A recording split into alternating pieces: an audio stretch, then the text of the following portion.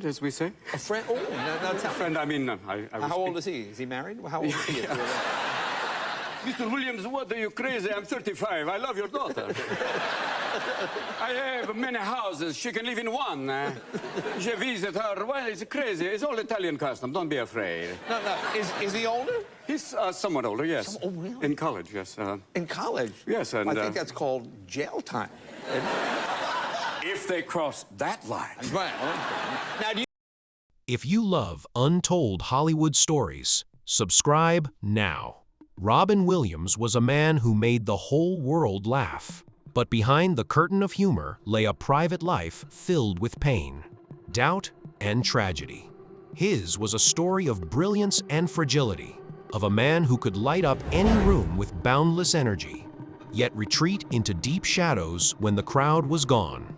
To truly understand Robin Williams' final days, we must go back to the beginning, to trace the journey of a boy who became a legend and the struggles that ultimately consumed him.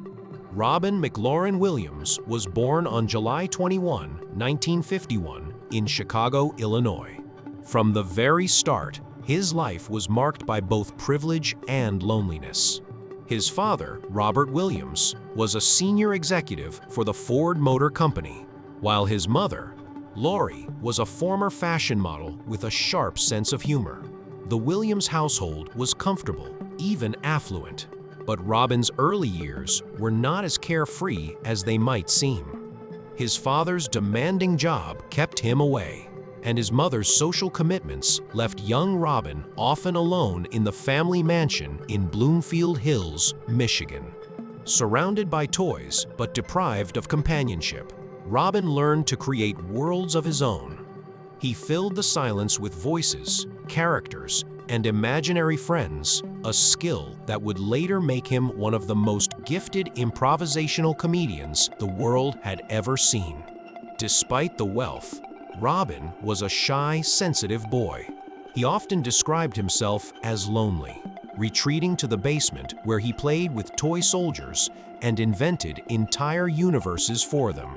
When he did interact with others, he used humor as his shield. His mother, quick-witted and playful, encouraged him to mimic accents and voices. She became his first audience, laughing at his antics and giving Robin a taste of the power that comedy could hold.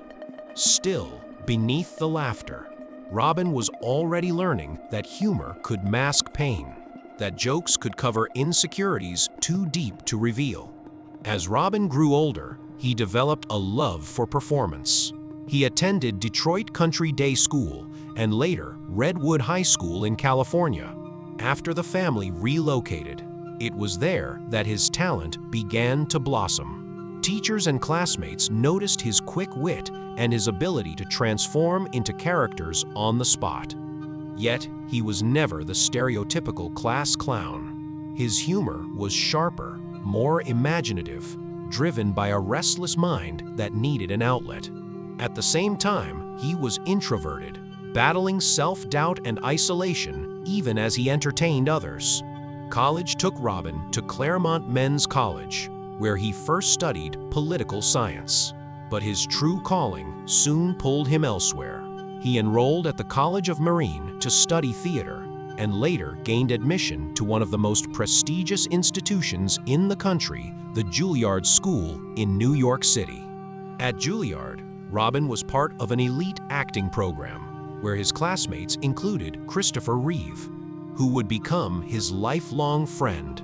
Robin's energy was unlike anything his instructors had seen. He could take a single line and spin it into 5 different characters, shifting accents and mannerisms in the blink of an eye. His teachers recognized his genius, but also saw the challenges it posed. How do you harness a storm like Robin Williams? How do you contain lightning in a bottle? After Juilliard, Robin pursued stand-up comedy in San Francisco and Los Angeles, where his improvisational style quickly made him a sensation. He was unpredictable, electric, and utterly captivating. Audiences never knew what he would do next. One moment, he was a Scottish soccer hooligan.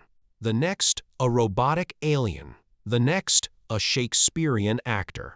His comedy was a whirlwind, a blur of voices and faces, as if 100 characters lived inside him. In 1978, his big break arrived when he was cast as Mork, the eccentric alien on the hit TV show Mork and Mindy. The role showcased his frenetic energy and surreal humor, and overnight, Robin Williams became a household name. But fame came with its own challenges. In the late 1970s and early 1980s, Hollywood was a world of excess, and Robin fell into the traps that ensnared many stars of the era. He became immersed in the party culture, experimenting with drugs, particularly cocaine, and drinking heavily. He would later describe how cocaine was both an escape and a mask, amplifying his manic energy while numbing his insecurities. It was during this time that tragedy struck his circle of friends. John Belushi, another comic genius, died of a drug overdose in 1982, just hours after partying with Robin. The loss was a wake-up call that shook Robin deeply.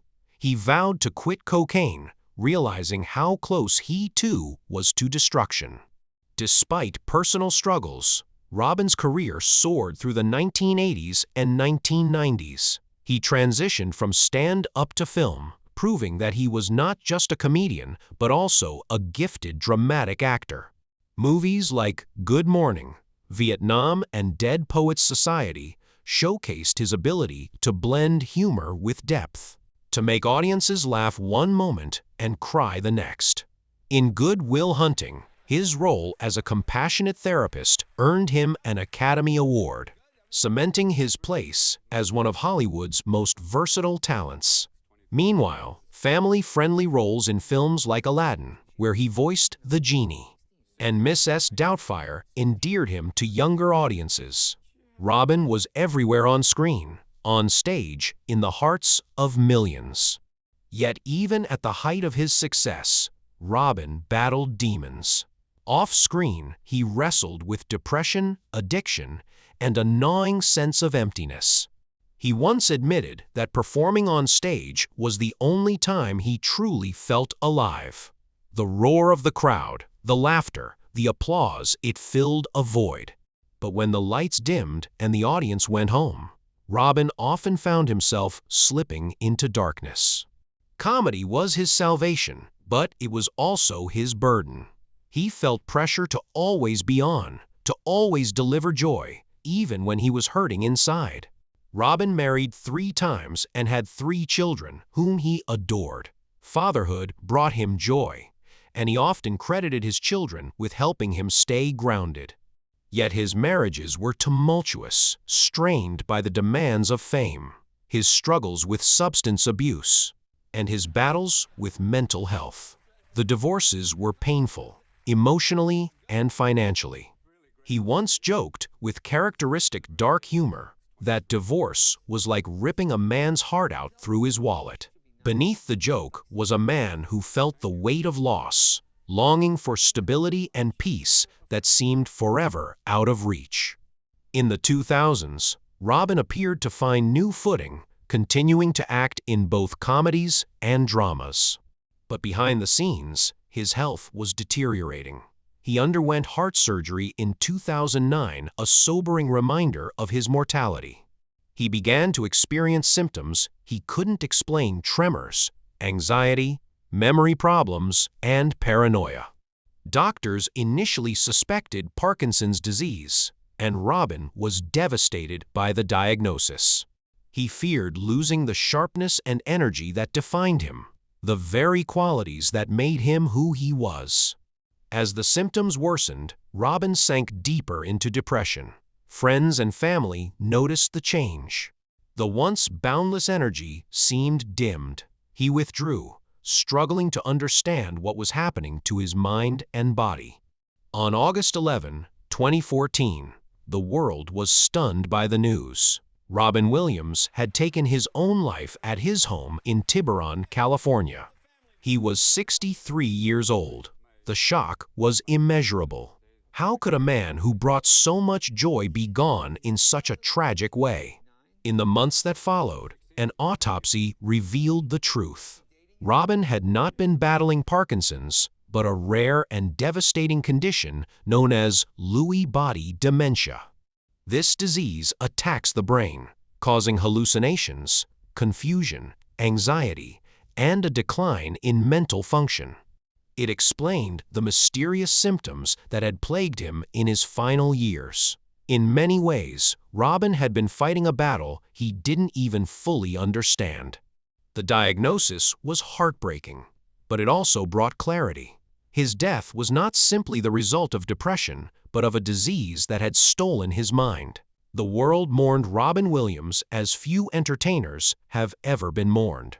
Tributes poured in from fans, colleagues, and friends. President Barack Obama described him as one of a kind, while countless others shared stories of how Robin's work had touched their lives. His legacy was not only in his films and performances, but in the humanity he brought to every role. He could play a genie, a teacher, a doctor, a robot, a clown, or a grieving father, and in each, he revealed something about the human spirit. Robin Williams' story is a reminder of the complexities of fame, of the battles that often lie hidden behind laughter. It is a tragedy, yes, but also a testament to a man who gave everything he had to make others smile. His light was brilliant, even if it burned too quickly. Today, his films continue to inspire, his comedy continues to delight, and his story continues to remind us that even those who seem the happiest may be fighting unseen struggles. The untold tragedy of Robin Williams is not just about his final days, but about a lifetime of brilliance, vulnerability, and humanity. He was a man who carried the weight of the world's laughter on his shoulders, even as he struggled with his own pain. And though his story ended too soon, his legacy will endure forever. If you are moved by Robin Williams' story, make sure to watch our related video, The Untold Truth About Michael Jackson's Final Days.